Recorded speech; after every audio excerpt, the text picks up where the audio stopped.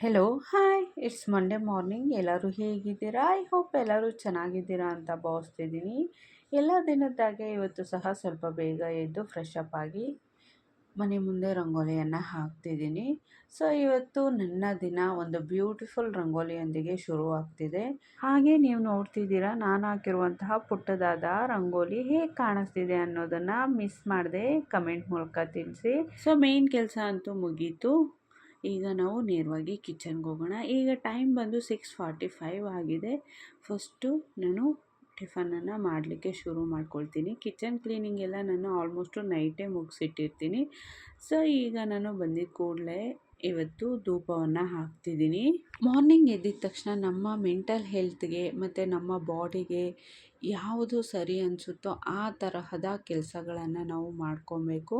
So ಇದರಿಂದ ನಮ್ಮ ಮನೆಗೆ ಪಾಸಿಟಿವ್ ವೈಬ್ಸ್ ಕ್ರಿಯೇಟ್ ಆಗುತ್ತೆ ಮತ್ತು ನಮ್ಮ ಮನಸ್ಸಿಗೆ ಪಾಸಿಟಿವ್ ಎನರ್ಜಿ ಕೂಡ ಸಿಗುತ್ತೆ. ಈ ಪಾಸಿಟಿವ್ ಎನರ್ಜಿಯಿಂದ, ಈ ಪಾಸಿಟಿವ್ ವೈಬ್ಸಿಂದ ನಾವು ಸಂಜೆ ತನಕ ಆ್ಯಕ್ಟಿವ್ ಆಗಿ ಇರಲಿಕ್ಕೆ ಸಹಾಯ ಮಾಡುತ್ತೆ. ನಾನು ಕೂಡ ಫಸ್ಟ್ ಟೈಮ್ ಕಿಚನಲ್ಲಿ ಧೂಪವನ್ನು ಹಾಕ್ತಿರೋದು. ಇದರಿಂದ ಮೆಂಟಲ್ ಹೆಲ್ತ್ ಅಂತೂ ಸೂಪರ್ ಆಗಿದೆ. ಸೊ ನಾನು ಹಾಗೆ ಕಂಟಿನ್ಯೂ ಮಾಡ್ತಿದ್ದೀನಿ ಈಗಲೂ ಸಹ. ಸೊ ಅಂದಾಗೆ ಬೀಟ್ರೂಟನ್ನು ಪೀಲ್ ಮಾಡಿ ಸೈಡ್ಗೆ ಇಟ್ಟಾಯಿತು. ಇಲ್ಲಿ ನನ್ನ ಡಿಟಾಕ್ಸ್ ಡ್ರಿಂಕನ್ನು ರೆಡಿ ಮಾಡ್ಕೊಳ್ತಿದ್ದೀನಿ. ಇವತ್ತು ಡಿಟಾಕ್ಸ್ ಡ್ರಿಂಕ್ಗೆ ಜೀರಿಗೆ ಮತ್ತು ಶಾಜೀರಿಗೆಯನ್ನು ಹಾಕಿ ರೆಡಿ ಮಾಡ್ಕೊಳ್ತಿದ್ದೀನಿ. ಆಯುಷ್ಗೆ ಕಾಯನ್ನು ತೆಗಿಲಿಕ್ಕೆ ಕೊಟ್ಟಿದ್ದೀನಿ. ಬೆಳಗ್ಗೆಯಿಂದ ನಾನು ಎದ್ದಾಗ ಎದ್ದಿರೋದು. ನಾನು ಸುಮಾರು ಒಂದು 5:45ಗೆ ಎದ್ದೆ. ಅಷ್ಟು ಬೇಗ ಎದ್ದೇಳೋನಲ್ಲ, ಬಟ್ ಇವತ್ತೇನೋ ಗೊತ್ತಿಲ್ಲ ನನ್ನ ಜೊತೆನೇ ಎದ್ದಿದ್ದಾನೆ. ಸೊ ನನ್ನ ಹಿಂದಿಂದನೇ ತಿರುಗಾಡ್ತಿದ್ದಾನೆ ಮಾತಾಡಿಕೊಂಡು. ನಾನೇನಾದರೂ ಸಣ್ಣ ಪುಟ್ಟ ಕೆಲಸ ಹೇಳಿದ್ರೆ, ಮಮ್ಮಿ ಇರು ಮಮ್ಮಿ ನನ್ನ ಶೂಸ್ ಎಲ್ಲ ಪಾಲಿಷ್ ಮಾಡ್ಕೊಂಬರ್ತೀನಿ ಅಂತ ಹೋಗ್ತಾನೆ. ಒಂದೆರಡು ನಿಮಿಷ ಮತ್ತೆ ಬಂದು ನಿಂತ್ಕೊಂಡು ನನಗೆ ಅದೊಂದು ಮಾತು ಇದೊಂದು ಮಾತು ಹೇಳ್ತಾನೆ ಇದ್ದಾನೆ. ಅವ್ನ ಶೂ ಪಾಲಿಶು ಸಹ ಮಾಡ್ಕೊಂಬರ್ತಿಲ್ಲ. ಸುಮ್ಮನೆ ಹೊರಗಡೆ ಒಂದು ರೌಂಡ್ ಗೇಟ್ ತನಕ ಹೋಗೋದು ಮತ್ತೆ ಬರೋದು, ಮತ್ತು ಏನಾದರೂ ಒಂದು ಹೇಳ್ಕೊಂಡು ನಿಂತ್ಕೊಳ್ಳೋದು, ಇದನ್ನೇ ಮಾಡ್ತಿದ್ದಾರೆ. ಸಖತ್ತು ಸೋಂಬೇರಿ ಆಗ್ಬಿಟ್ಟಿದ್ದಾನೆ ಆಯುಷ್ ಇತ್ತೀಚೆಗಂತೂ. ಸೊ ನಾನಿಲ್ಲಿ ಬೀಟ್ರೂಟನ್ನು ಎಲ್ಲ ಪೀಲ್ ಮಾಡಿಕೊಂಡು ಇಟ್ಕೊಂಡಿದ್ದೀನಿ. ಸೊ ಒಂದು ಪಲ್ಯಕ್ಕೆ, ಇನ್ನೊಂದು ನಾನು ಬೀಟ್ರೂಟ್ ಕೂಟನ್ನು ಸಹ ಇವತ್ತು ಮಾಡ್ತಿದ್ದೀನಿ. ಇವತ್ತು ಪಲ್ಯ ನಾನು ಗ್ರೇಟ್ ಮಾಡಿ ಮಾಡ್ತಿಲ್ಲ, ಸಣ್ಣದಾಗಿ ಹೆಚ್ಕೊಂಡು ಮಾಡ್ತಿದ್ದೀನಿ. ಫಸ್ಟು ನೋಡಿ ಬೀಟ್ರೂಟನ್ನೆಲ್ಲ ಸಣ್ಣದಾಗಿ ಈ ರೀತಿ ಹೆಚ್ಕೊಬೇಕು. ಸ್ವಲ್ಪ ಸೈಜು ಒಂಚೂರು ದೊಡ್ಡದೇ ಇರಲಿ, ತೀರಾ ಸಣ್ಣದು ಮಾಡಬೇಡಿ.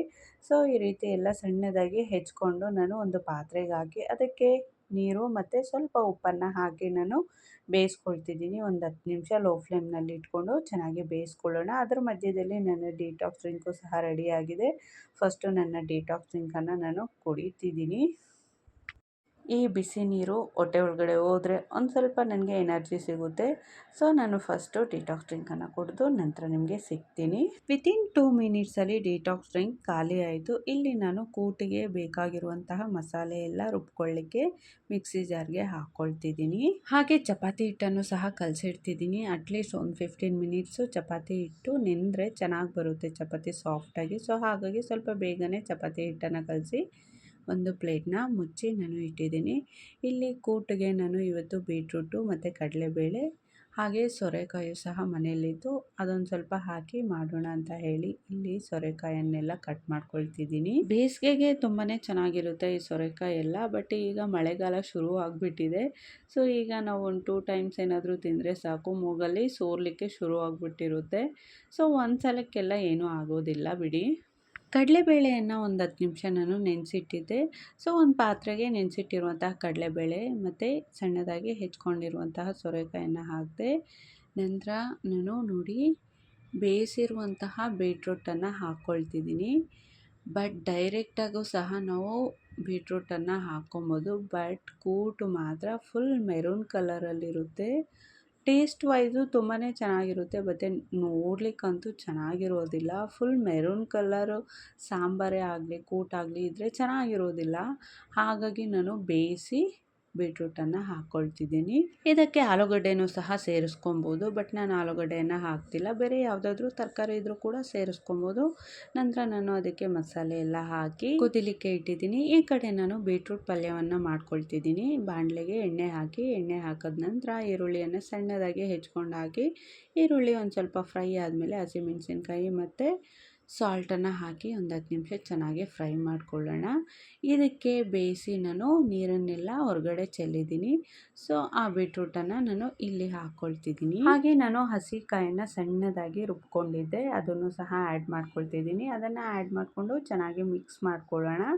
ನಾವು ಹಸಿಕಾಯನ್ನು ಗ್ರೇಟ್ ಮಾಡಿನೂ ಸಹ ಹಾಕ್ಕೊಬೋದು, ತುಂಬಾ ಚೆನ್ನಾಗಿರುತ್ತೆ. ಬಟ್ ನನಗೆ ಅಷ್ಟೊಂದು ಟೈಮ್ ಇಲ್ದಿರೋ ಕಾರಣ ನಾನು ಸಣ್ಣದಾಗಿ ರುಬ್ಬಿ ಹಾಕ್ಕೊಂಡಿದ್ದೀನಿ. ಸೊ ನೋಡಿ, ಸಿಂಪಲ್ಲಾಗಿ 5 ಮಿನಿಟ್ಸಲ್ಲಿ ಪಲ್ಯ ರೆಡಿಯಾಗಿದೆ. ಬೀಟ್ರೂಟನ್ನು ಬೇಯಿಸ್ಕೊಂಡು ನಂತರ ಈರುಳ್ಳಿ ಮತ್ತು ಹಸಿಮೆಣಸಿನ್ಕಾಯಿ, ಕೊತ್ತಂಬರಿ ಸೊಪ್ಪು ಸಣ್ಣದಾಗಿ ಹೆಚ್ಚಿ ಇಟ್ಕೊಂಡ್ರೆ ಸಾಕು. 5 ಮಿನಿಟ್ಸಲ್ಲಿ ಬೀಟ್ರೂಟ್ ಪಲ್ಯ ರೆಡಿ ಮಾಡ್ಕೊಬೋದು. ಸೂಪರ್ ಆಗಿದೆ.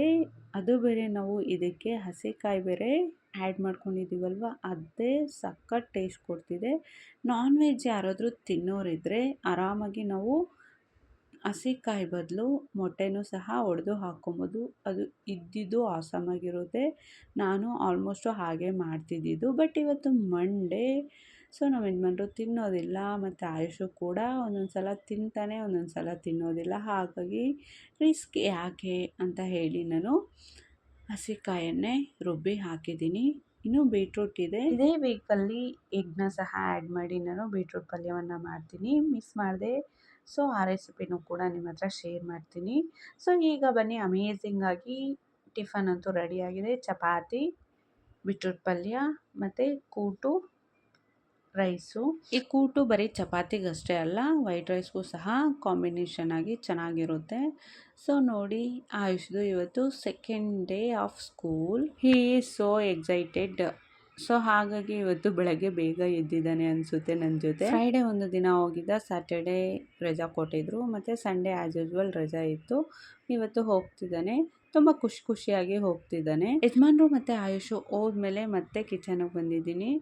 ಸೊ ಲಕ್ಕಿ ಮಲಗಿದ್ದಾನೆ. ಅವನು ಎದ್ದೇಳೋಷ್ಟರಲ್ಲಿ ಒಂದು ಸ್ವಲ್ಪ ಪಾತ್ರೆ ಇದೆ, ಪಾತ್ರೆನೆಲ್ಲ ತೊಳೆಯೋಣ ಅಂತ ಹೇಳಿ ಬೆಳಗ್ಗೆ ಮಾಡಿರುವಂತಹ ಚಪಾತಿ, ಪಲ್ಯ, ಅನ್ನ ಎಲ್ಲ ಇತ್ತಲ್ವ, ಅದನ್ನೆಲ್ಲ ಒಂದೊಂದು ಬಾಕ್ಸ್ಗೆ ಹಾಕಿಡ್ತಿದ್ದೀನಿ. ಎಲ್ಲ ಪಾತ್ರೆನೂ ತೊಳಿಲಿಕ್ಕೆ ಹಾಕಿ ಇಲ್ಲಿ ಸಜ್ಜನೆಲ್ಲ ಕ್ಲೀನ್ ಮಾಡ್ಕೊಳ್ತಿದ್ದೀನಿ. ಸ್ಟವ್ನೆಲ್ಲ ಕ್ಲೀನ್ ಮಾಡಿಕೊಂಡು ಪಾತ್ರೆನೆಲ್ಲ ತೊಳೆದು ಬಿಡೋಣ. ಸೊ ಲಕ್ಕಿ ಎದ್ದರೆ ಮತ್ತೆ ಕೆಲಸ ಮಾಡಲಿಕ್ಕೆ ಕಷ್ಟ ಆಗಿಬಿಡುತ್ತೆ. ಮುಂದೆನೇ ಕೂತಿರಬೇಕು, ಇಲ್ಲಾಂದರೆ ಬಂದು ನನ್ನ ನೈಟಿನ ಇಟ್ಕೊಂಡು, ಇಲ್ಲಾಂದರೆ ಡ್ರೆಸ್ ಹಾಕಿದರೆ ಟಾಪ್ನ ಇಟ್ಕೊಂಡು ಎಳಿತಾ ಇರ್ತಾನೆ. ನೋಡಿ, ಆಲ್ಮೋಸ್ಟು ನನ್ನ ಕಿಚನ್ ಎಲ್ಲ ಕ್ಲೀನ್ ಆಯಿತು. ಈಗ ಟೈಮ್ ಬಂದು 9 ಗಂಟೆ ಆಗಿದೆ.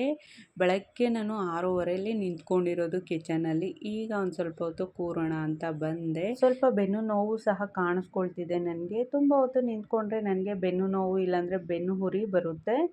ಸ್ವಲ್ಪ ಹೊತ್ತು ಕುತ್ಕೊಳ್ಳೋಣ ಅಂತ ಬಂದರೆ ಲಕ್ಕಿ ಇನ್ನೂ ಎದ್ದಿಲ್ಲ, ಆರಾಮಾಗಿ ಮಲಗಿದ್ದಾನೆ. ಸೀರಿಯಲ್ ಬೇರೆ ಹಾಕಿರೋದಲ್ವ, ತುಂಬ ಹೊತ್ತು ಮಲಗ್ತಾನೆ. ಸೊ ಇನ್ನೊಂದೇ ಒಂದು ಕೆಲಸ ಬಾಕಿ ಇದೆ, ಅದನ್ನು ಕೂಡ ಮುಗಿಸ್ಕೊಳ್ಳೋಣ ಅಂತ ಹೇಳಿ ಹಾಲಲ್ಲೆಲ್ಲ ಹರಡಿಟ್ಟಿದ್ದ ಚಡ್ಡಿ, ಸೈಕಲ್ಲು, ಕಾರು, ಚಪ್ಪಲಿ, ತಲೆದಿಂಬು ಎಲ್ಲ ಅದನ್ನೆಲ್ಲ ಎತ್ತಿಟ್ಟು ಹೊರಗಡೆಯಿಂದ ಕಸ ಗುಡಿಸ್ಕೊಂಬಂದರೆ ನನ್ನ ಕೆಲಸ ಎಲ್ಲ ಮುಗಿಯುತ್ತೆ. ಸೊ ಇದಿಷ್ಟು ಇವತ್ತಿನ ವ್ಲಾಗ್. ಐ ಹೋಪ್ ಎಲ್ಲರಿಗೂ ಸಹ ಈ ವ್ಲಾಗ್ ಇಷ್ಟ ಆಗಿರುತ್ತೆ ಅಂತ ಭಾವಿಸ್ತಿದ್ದೀನಿ. ಯಾರಿಗೆಲ್ಲ ಈ ವ್ಲಾಗ್ ಇಷ್ಟ ಆಗಿದೆಯೋ ಮಿಸ್ ಮಾಡದೆ ದಯವಿಟ್ಟು ವಿಡಿಯೋಗೆ ಒಂದು ಲೈಕ್ ಕೊಡಿ, ಹಾಗೆ ನನ್ನ ಚಾನಲನ್ನು ಸಬ್ಸ್ಕ್ರೈಬ್ ಮಾಡ್ಕೊಳ್ಳಿ. ಎಲ್ಲರಿಗೂ ಕೂಡ ಥ್ಯಾಂಕ್ ಯು.